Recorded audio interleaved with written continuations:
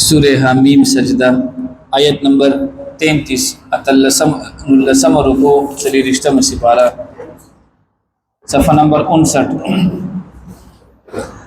اعوذ باللہ من الشیطان الرجیم بسم اللہ الرحمن الرحیم ومن احسن قولا ممن دعا الى الله وعمل صالحا وقال انني من المسلمين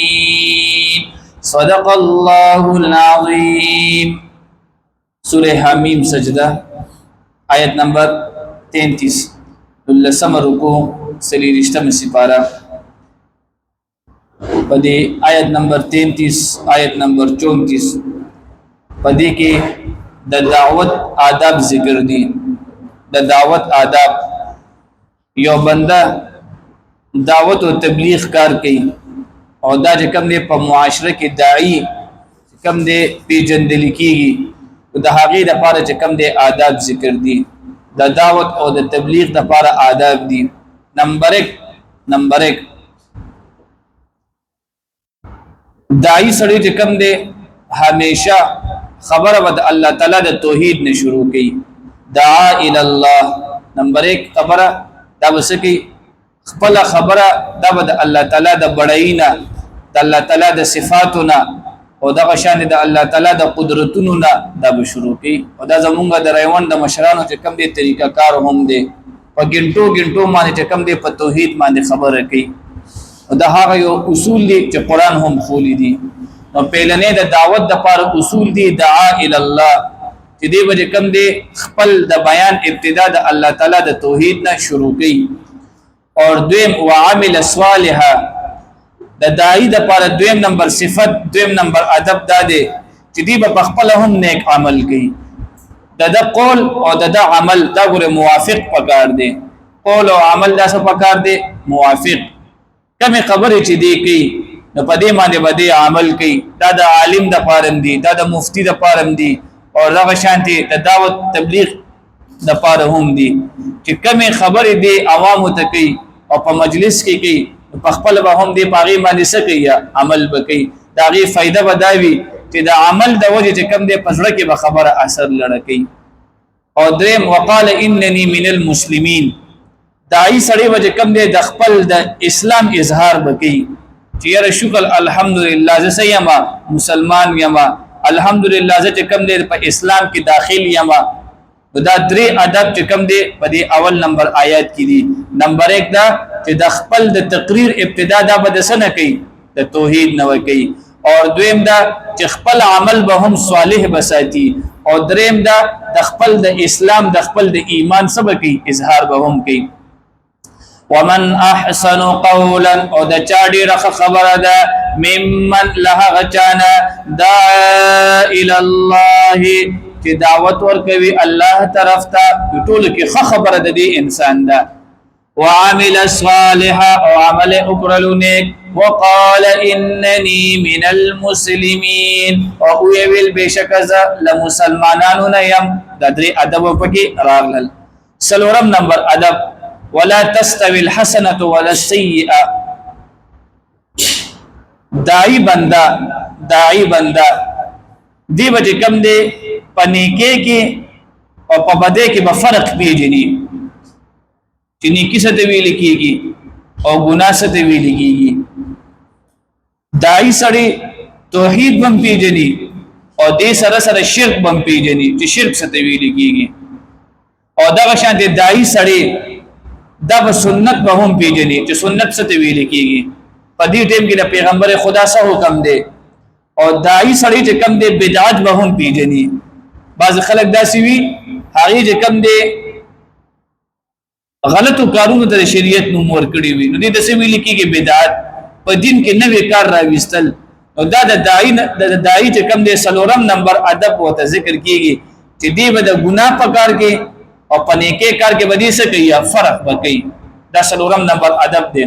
ولا تستوي الحسنه او ندی برابر نیکی ولا السيئه او ند برابر بدی نو الحسنه مراد کم دی توحید دی او السیئاتون مراد کم دی شرک دی نمبر 1 دویم چې کوم دی الحسنتون مراد چې کوم دی سنت دی او السیئتون مراد چې کوم دی بدعت دی نو توحید او شرک دا نه دی برابر او سنت او بدعت دا څه نه دی دا برابر نه دی پنځم نمبر ادب ادفع بالتي هي احسن د دعوت تبلیغ په لار کې و مسلې برازي خلق به خبره نه مني توحید خبره ته خلق وګ نه دی نو پنځم نمبر ادب په کې دا ذکر کیږي پنځم نمبر چې خبره به کم دی په صحیح طریقې سره کې یو کس د تیز خبره مو کې نو تبا غسر تیزیږي نه الله رب العزت فرمایي وکچرته دغه طریقه د اختیار کړه که یو کس سره کم دی خبره د تیز نه کړه او په صحیح طریقې دی جواب ورکړو نو کې دي شي چې دا سړی ستا ملګری جوړ شي ملګری جوړ شي داغه کې احساس وی الا چې تاسو سره خسته خبرې کې او هغه تاسو سره همیشه د کم دی غلط خبرې کوي نو کپدې کې احساس نه وي دا بیا نه ټیکيږي او که احساس وکوي سړی وي یاره دا سونه په خسته طریقې سره مون سره خبرې کوي او دې څه کوي او موږ سره جګړې کو خپل سړی ټیک شي دا چې کوم دی پنځم نمبر ادب دی ادفع بالتي بدیل رکړه په هغه خبرې سره هي احسن چې هغه ډیره خدا فاذا الذي نتیجه به داوي نو فورا هغه کس بینک وبینه استا په مینس کې او د هغه په مینس کې عداوت دشمنی ده کانه نو بشکل کاغه ولی دوست حمیم او گرم جوش ده نو اوس په ذهن کې یو سوال راځي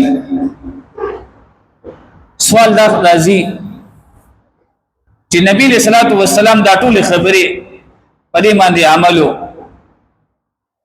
خبره به په خستان دا سره کوله او بیا د نبی صلی الله علیه وسلم په خپل خبرو باندې عمل هم وو او چرته هم نبی صلی الله علیه وسلم چرته چالتلی دي نو هغه ول کنزلی کړی د خو نبی صلی الله علیه وسلم د کنزلو جواب د کنزلو سره نه دی ورکړي او د هغه باوجود ابو جهل دا مسلمان شوی نه دی دا ولی زین کې سوال راځي نبی صلی الله علیه وسلم په دې ټولو آداب باندې عمل کړو عمل یې پکړو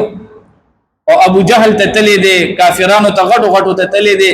او نبی صلی الله علیه وسلم ته کنزلی کړی دی او د هغه باوجود نبی علیہ السلام ول چې کوم دی د کنزلو جواب د کنزلو سره نه دی ورکړي او بیم ایمان نه دی وروړي دا یو سوال راځي ذهن کې علماء دا غي جواب کړی دی چې دشمنان د په دوه قسم دي ګوره یو چې کوم دی هغه تاسو سره چې کوم دی بالکل په عقیده کې دشمن دی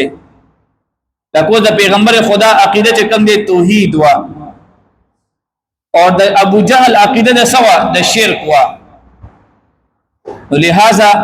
بعض اوقات چې کوم دی دا دشمن چې کوم دی د سره یو خبر هم نه مني او دا دلته چې کوم آداب دي کنه دا د جاهل سړي د پاره دي عقیده کې تاسو یو شانتي دي اغم الله مني تم الله مني خدا جاهل دی قران نه پیژني سنت نه پیژني منځ نه پیژني نو لہذا دغه جاهل سړي د پاره دغه آداب دي سلام علیکم پوښي دغه جاهل سړي د پاره دغه آداب دي پاتې شول نبی صلی الله علیه وسلم ته کم دشمنانو نو دا چې کم دي د کافر او د مسلمانانو هغه دشمنی و دا غي د وجه چې کم دي یو خبره به هم نه منل دلته آداب د جاهل لپاره دي وما يلقاها الا الذين ونشور کول دا خبره مگر هغه چا د پاره چې صبر وکړو وما يلقاها ونشور کول دا خبره الا ذو حظ مگر خاوند نصیب عظیم تلوي دي واما ينزغنك من الشيطان وكچر راشتاتا د شیطان له طرفنا نزغ وسوسه فاستعذ بالله نو پناه غواړه د الله تعالی تاسو ګوره مختلف مقیدی چې هغه ځکه چې کم دی د شیطان نه بد الله تعالی په نوم سره پناه غواړي اعوذ بالله من الشیطان الرجیم دې ته کوم دې پناه ویل کیږي د شیطان نه نمبر 1 چې کله موږ د قران مجید کولاو نو اول موږ سو یو اعوذ بالله من الشیطان الرجیم بسم الله الرحمن الرحیم. اور دویم چې کله انسان ته غصه راشي دی به وی اعوذ بالله من الشیطان الرجیم. او دریم چې کوم دی په دې ځکه راغلی نزغن وسوسه، شیطان چې کوم دی په زړه کې انسان ته وسوسه اچي، چې کله هم تا ته یو داسې وسوسه راشي چې ستا ایمان ته په نقصان رسیږي او ته په پوهېږې نه، ته به څه ووایې اعوذ بالله من الشیطان الرجیم. مثلا علماء د دې مثال ورکړی دی، شیطان چې کوم دی شیطان دا مسلمان ته راشي وسوسه کې ویره د اسمان چا پیدا کړی دی؟ مسلمان په زړه کې وي دا الله پیدا کړی دی. بیا شیطان زړه کې وسوسه واچي استاد بچی چا پیدا کړی دی؟ چې انسان وته جواب څه ورکړي ودا چا پیدا کړی دی؟ الله. نو دا څه خبره شیطان راولي دی جواب کوي، اخره کې دا شیطان وسوسه واچي زړه کې ودا الله چا پیدا کړی دی. خبر باندې پوهیږي؟ شیطان وسوسه واچي د څه خبره دا الله چا پیدا کړی دی. دلته بیا د انسان عقل کار نه کوي، نو دا هغه وسوسې دي چې الله تعالی د هغه طریقه پس سره خوري دا اعوذ بالله من الشیطان الرجیم. دا بګي یو ادب دی. فاستعذ بالله، نو پناه غواړه د الله تعالی په نوم سره، انه بشک الله رب العزت السمیع العلیم، اوریدونکي دی او پوهه دی. ومن آیاته الليل، او د الله تعالی د نخونه د شپه، والنهار، او د الله تعالی د نخونه د ورځ، والشمس انور، والقمر اسپمای، لا تسجدوا للشمس، سجده مکوي نور ته، ولا للقمر، او نسپمای ته سجده کوي. نو پدې کې رد ده د ابراهيم عليه السلام قام باندې چې هغه بس پمې ته سجده کوله، او دا شان دي آتش پرست خلک چې کم دي نور چې کله راخیږي نو نور ته سجده کوي، او نور چې کله پروزي نو دی نور ته څه کوي سجده کوي. نو الله فرمایي وی څنګه چې تم مخلوق یې نو ودا سي د انور او سپمې هم سدي دا ستاسو د مخلوق دي، لہذا سجده به ته چاته کوي.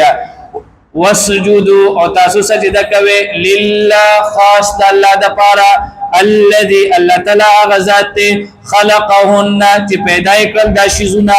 نور سپمې اسمان سمکا دا ټول الله پیدا کړل. ان کنتم ایاه، کچری تاسو هم د الله تعالی تعبدون عبادت کوي. فإن استكبروا پس کچری کبر کوي دوی، فالذین، نو هغه فرشتي چې الله رب العزت فرمایي ډېر خلک داسې دي چې الله ته سجده نه کوي، نو د الله تعالی په ذات باندې سفر ګوري نه پروزيږي. کدا ټول دنیا د الله تعالی ته سجدي شروع کی نو د الله تعالی په ذات کې سفر ګوري نه راځي، او دا څه کدا ټول دنیا د الله تعالی د سجدونه انکار کوي هم د الله تعالی په ذات کې څه کمی نه راځي. نو الله فرمایي چې کم خلق د تکبر د وجه سجده نه کوي، نو نه دي کوي وی الله د پاره داسې فرشتي شته دي چې هغه شپه او ورځ د الله د پاره سجدي کوي، او وی د هغه د پاره سجده وی داسې لازمه ده لکه څنګه چې زمونږ د پاره سا اغستل لازم ده. دا الله تعالی ډیوټیان د هغه لګولې دي، وی لہذا د مخلوق په سجدي نه کول سره د الله تعالی په ذات کې څه ناراضي کمی ناراضي. دلته الله تعالی خبره کوي فإن استكبروا، پس کچره کبر کوي دوی، فالذین، نو هغه فرښتې چې عند ربک نزدې دي ستارت نبی علیہ الصلوۃ والسلام، یسبحون له، هغه پاکوي بیانوي د الله د پاره، باللیل د شپې، والنهار او د ورځې، وهم لا يسأمون، او دوی نه ستړي کیږي. دا زموږ سجده آیت ته، نو د درس نه پل به ټول ملګری سجده وکي. واخر الدعوانا الحمد لله رب العالمین.